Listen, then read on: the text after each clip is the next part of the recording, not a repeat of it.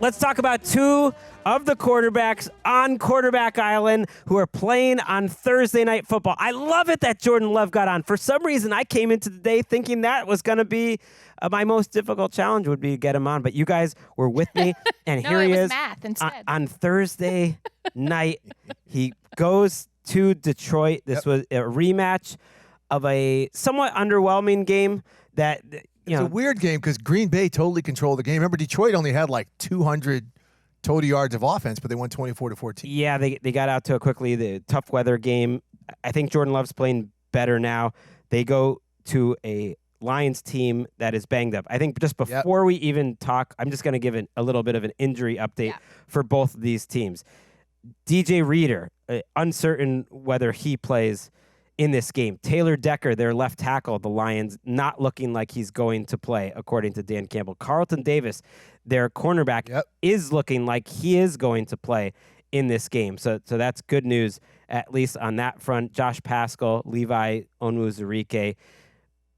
Malcolm Rodriguez, I mean, that's tough. Up the spine of that defense, they are thin, man. Yeah, Paschal and Onwuzurike isn't announced yet about their status, but it doesn't sound great. And yeah, you mentioned Rodriguez.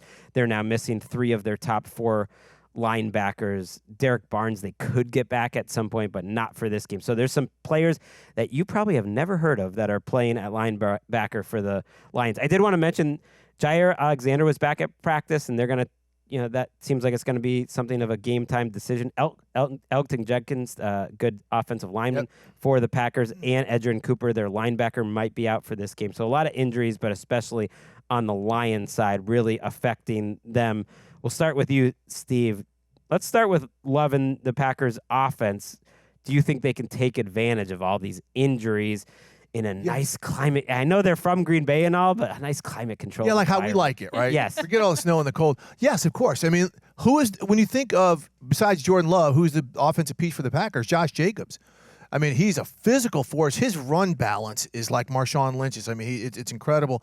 So I think you go up the middle of that defense. I mean, Lee McNeil is a beast, but if Reader's not in there, man, that dude occupies bodies. He keeps linebackers clean, and if he doesn't play, you are going to see Matt LaFleur use number 8 right there and get that push and clean some people up in the middle. Look at that run balance right there in that video we're watching. It's just absolutely insane. Plus, Matt LaFleur is also going to scheme some things, drag routes, little hook routes, just to take advantage of some of that underneath middle zone that the Lions are going to have to play. They can't allow anything explosive down the field.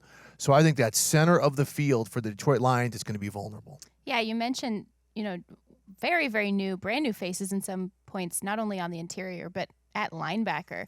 So I could really see Matt LaFleur doing that dastardly thing that we know he can do with this run game, but also with their screen game, with some of the ways that they manipulate their tight ends in space, not only as blockers, but disguising different gaps, making outside wider edges than you would normally think for the run game, and then pulling it back inside all of a sudden, giving them a lot to think about.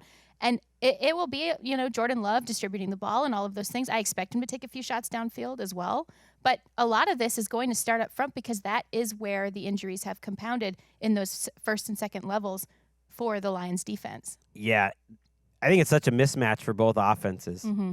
I think both offenses should look at this and think, like, we are offensive football teams, especially the Packers. The Lions defense has stood so tall all season. And their safeties are so good. And they've been such a good defensive team. And they are relatively healthy in the secondary still, and that's the strength there. Romeo Doubs also in the concussion protocol, not expected to play in this game, which is a big loss for Green Bay as well. Whenever there's two teams that are reasonably close, and the Packers here are 9-3, this is a division matchup. When they play twice in a short amount of time, I tend to favor the team that lost the first time around. Now, this is the best division potentially ever that we've seen. They are the first division in football history to have 3 teams this late in the season at a 750 win percentage or better. Like, it's never happened, not since the merger when there were really divisions and everything like that. So there's never been 3 teams with this good of a record this late in the season as Packers, Lions, and the Packers and the Vikings, of course, as well. The Packers are starting to peak. Defensively, I worry a little bit more about them, but Kenny Clark started to make some noise. Van Ness started to make some noise. Rashawn Gary started to make some noise. They have to get some sort of pressure on Detroit, because the pass rush for Green Bay has been a weakness for them all season long. And if they revert back to kind of what they've been and they get bullied up front by this Lions offensive line like so many teams do, ultimately, I'm not sure they can keep up in a track meet. Maybe they can, maybe they can't. But they need their guys, because they're not banged up. Like, these are their first round picks, the guys who are making all the money.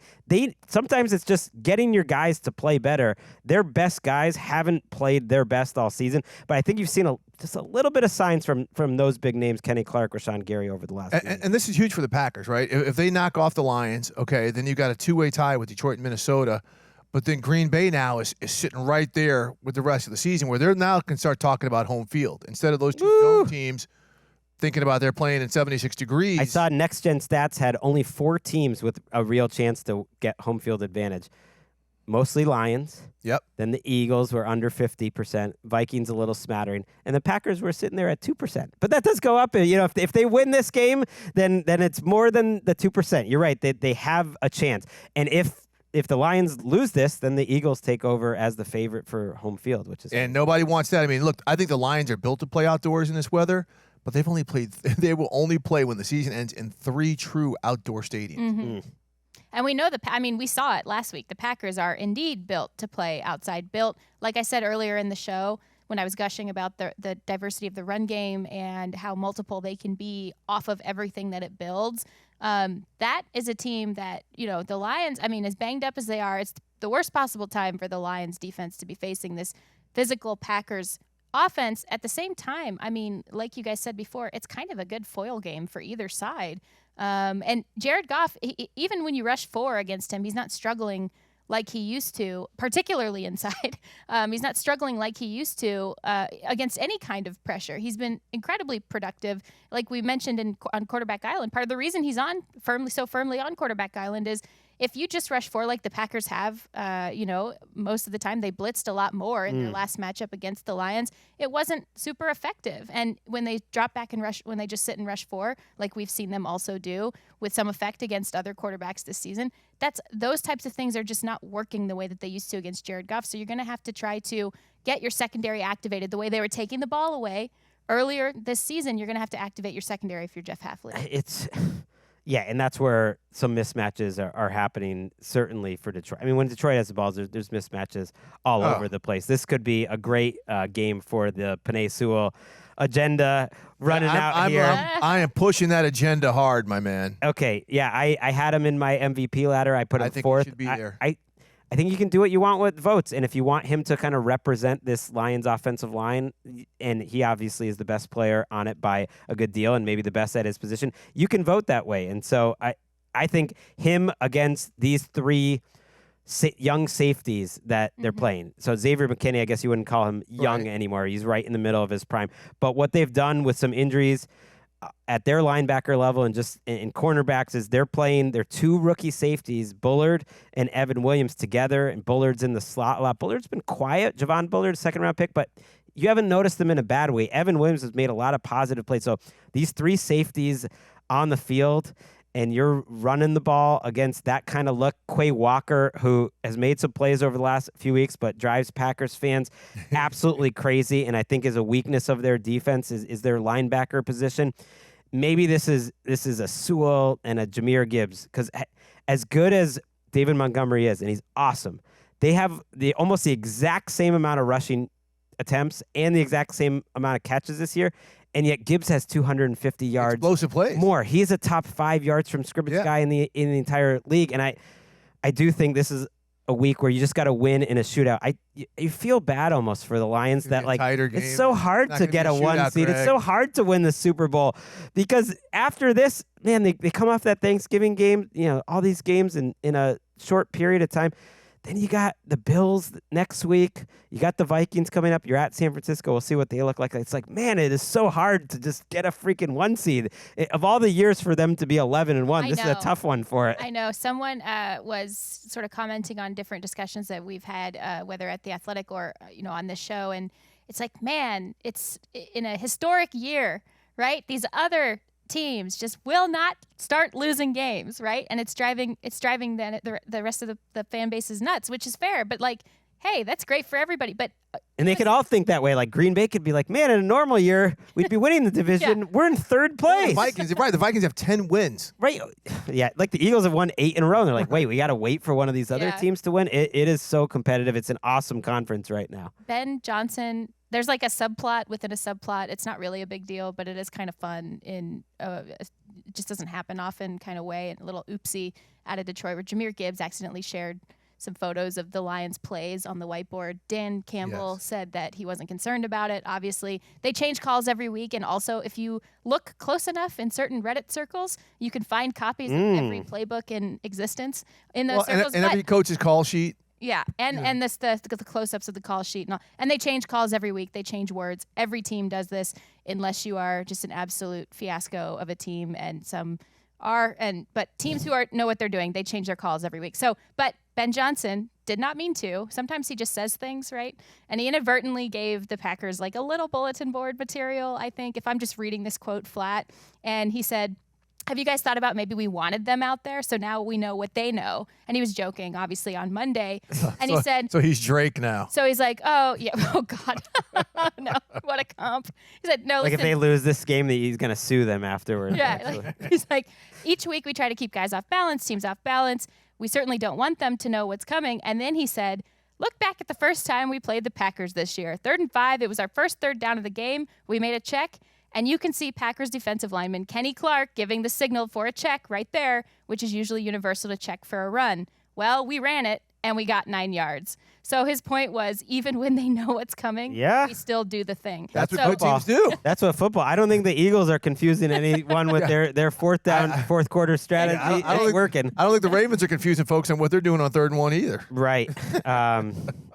If the Lions can win this game and somehow get that 1 seed, Campbell is my coach of the year because here I just want to real quick. I just want to give you some guys who are playing significant snaps for the Lions in their recent history in this game. Al-Qaid Muhammad used to be a nice player for the Colts. Got a nice second contract for the Bears. Actually didn't have a snap in the NFL all of last year. Was not on this roster because he was on the practice squad until recently. Played significant snaps last week. Khalil Dorsey, undrafted free agent from the Ravens back in the day, played a career-high snaps last week at cornerback. Some of the linebackers that you mentioned that could be playing. Ezekiel Turner, a 2018 UDFA who has never played this much in his entire career, started with the Cardinals. David Long, cut by the Dolphins 2 weeks ago. And then Trevor Nowaski, who has been an undrafted free agent with the Lions now in his 2nd season. These guys are all out there getting significant snaps, being trusted.